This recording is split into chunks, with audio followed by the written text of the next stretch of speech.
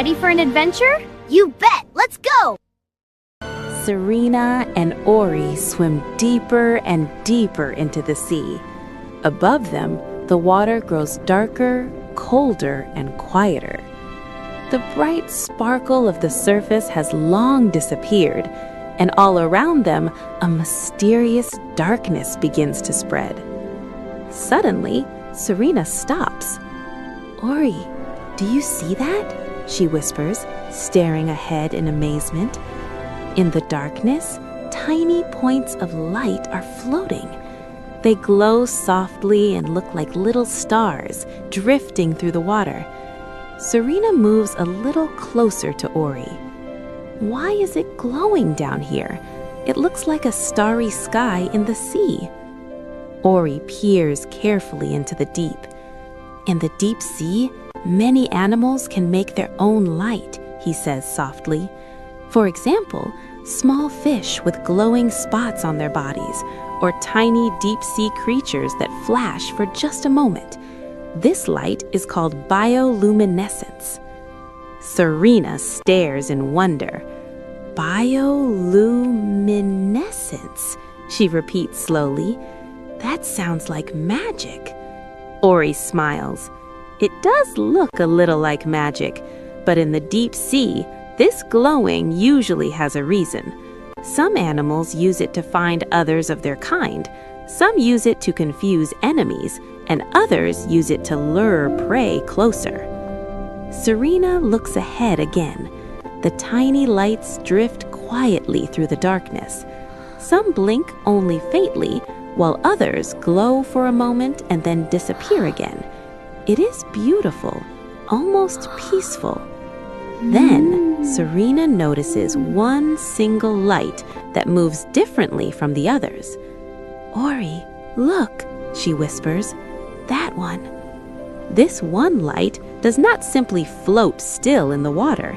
It sways slowly back and forth, as if it is trying to attract someone.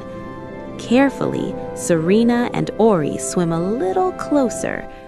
The nearer they come, the more Serina begins to make out a dark shadow behind the light. First, she sees only the glowing point, then a head, then a mouth. A huge, frightening mouth full of long, sharp teeth. Serina's eyes fly open in shock. Floating in front of them is a terrifying creature. Its body is not very big, but its head looks enormous. Its stare is fixed, and its mouth looks so frightening that Serina can feel her heart pounding all the way to her fins. At the front of its head is a little fishing rod with a glowing tip, just as Orry described. The light wiggles gently in front of its mouth, like a tiny worm in the darkness. "Orry!" Serina cries in panic. "It looks horrible!" "Let's get out of here!" Orry shouts. At once, they turn around and swim away as fast as they can.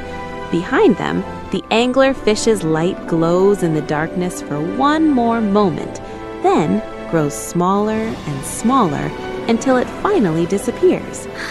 Only when they are far enough away do they slow down. Serina takes a deep breath. It looked like a real deep-sea monster. Orry nods, still a little out of breath. Yes, anglerfish look very frightening. They are ambush hunters. They wait very still in the darkness until another animal comes close enough to their glowing lure. Serina swallows. Then she glances back once more into the black deep sea they have just left behind. "So the light wasn't a star at all," she says quietly. "It was a trap." "Exactly," says Orry. "Not everything that shines beautifully is friendly." Slowly, the two of them swim upward again. With every stroke of their fins, the water around them grows brighter, and Serina feels her heart becoming calm again. For a while, she says nothing. Then she looks thoughtfully at Orry. "Sometimes," she says softly, "something that looks beautiful is not harmless at all." Orry smiles gently. That is a very wise thought, Serina. And Serina remembers this moment very clearly. Curiosity is wonderful, but sometimes it is important to look carefully first before letting a beautiful light blind you.